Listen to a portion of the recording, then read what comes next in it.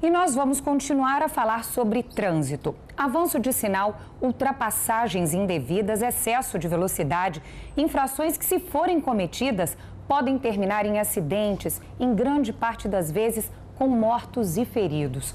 Um dado nisso tudo chama a atenção. 90% das mortes no trânsito são provocadas por falha humana e poderiam sim ser evitadas. Para falar sobre as punições para quem insiste em cometer uma infração, que causa acidente e ferimentos, a gente conversa com o advogado criminalista Cássio Rebouças de Moraes. Bom dia, bem-vindo aqui ao Fala Amanhã. Bom dia, Ana. Antes, de tudo, eu acho que é importante a gente explicar para que as pessoas entendam que quem comete uma infração de trânsito está cometendo um crime e está sujeito a penalizações, Com certeza. O Código de Trânsito Brasileiro prevê ao todo 11 infrações criminais, que vão desde dirigir com a habilitação suspensa até o homicídio praticado na direção de veículo automotor de forma culposa. Bom, o senhor falou em homicídio culposo, A gente ouve muitas vezes falar em casos de acidentes que terminam em mortes em homicídio culposo e também doloso. Explica essa diferença pra gente. Quando se fala de dolo em crimes de trânsito, se fala geralmente em dolo eventual, E o dolo é aquela conduta dirigida finalisticamente a um resultado, ou seja, quem age com consciência e vontade de praticar determinado resultado. Não é o caso dos crimes de trânsito, por isso se utiliza essa figura do dolo eventual. Só que o dolo eventual não é a mesma coisa que a culpa, que vai fazer um crime ser culposo, O dolo eventual necessita que o agente não só preveja a possibilidade do resultado danoso, mas também assuma a consequência daquele resultado caso ele venha ocorrer.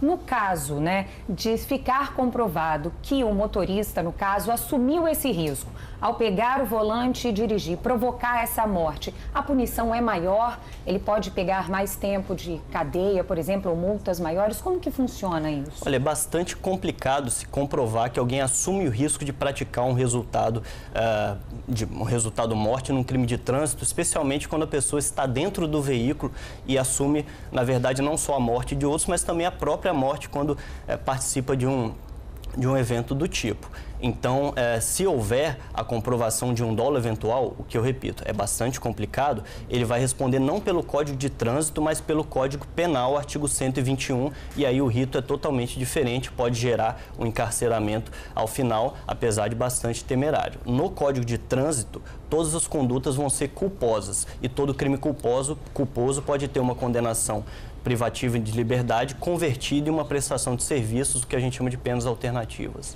Por exemplo, no caso de um motorista que ultrapassa o sinal vermelho e provoca um acidente, isso é um dolo?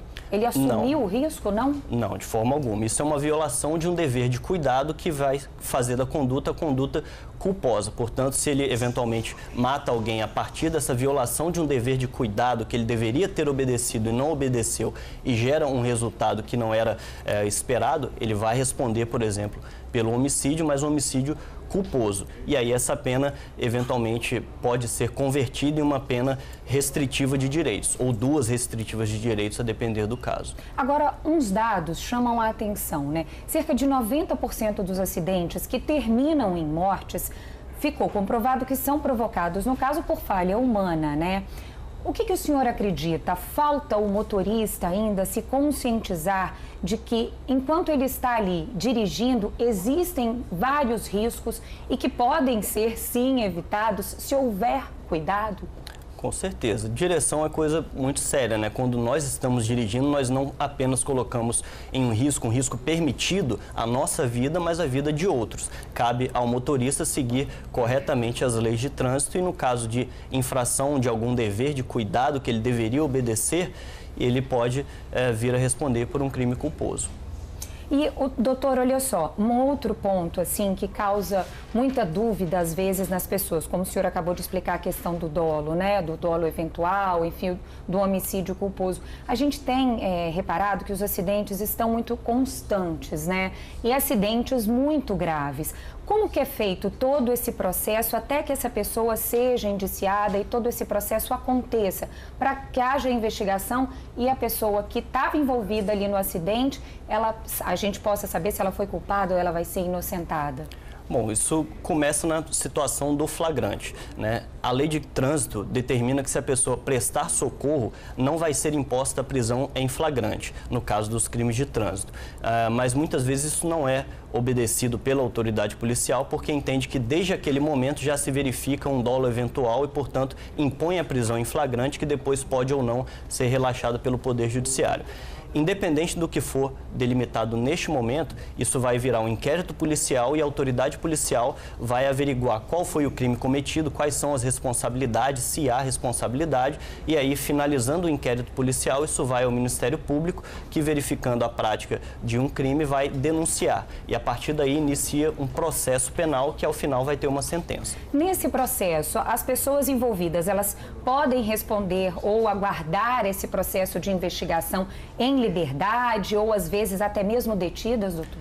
A regra é que se responda ao processo em liberdade, até porque a regra é que essas acusações são, na verdade, culposas e aí, em razão de serem culposas, isso permite que a pessoa responda em liberdade. A prisão durante o processo é exceção, não é regra. Quando, então, acontece essa exceção? Olha, a prisão, poder entender, né? Ao longo do processo, ela pode ocorrer por alguns motivos. Em geral, quando a conduta do acusado interfere no andamento do processo, ele está coagindo testemunhas, destruindo provas, ou então quando ele está em uma possibilidade de se evadir, ele pode ser preso para responder ao processo. Então, quer dizer, dentro desse contexto todo, né, doutor, o fundamental é que as pessoas entendam que o melhor é ter muita cautela e cuidado ao assumir um volante para que não seja, né, envolvido num processo como esse ou tenha que assumir, né, responder perante a justiça pelos atos que foram cometidos, né? Com certeza. É bom também lembrar que, independente de haver ou não prisão em uma situação dessa, ainda que a pena seja convertida em uma restritiva de direitos e uma prestação de serviço, a prestação de serviço é pena, é coisa séria, vai gerar uma reincidência e, no caso de descumprimento da pena restritiva de direitos, essa pena é convertida novamente em uma pena de prisão. Então, não é brincadeira. Perfeito. Eu agradeço a presença do senhor aqui e esclarecendo todas essas dúvidas, né, aqui pra gente no estúdio, para os nossos telespectadores do Fala Amanhã. Obrigada, bom dia. Que agradeço, Ana.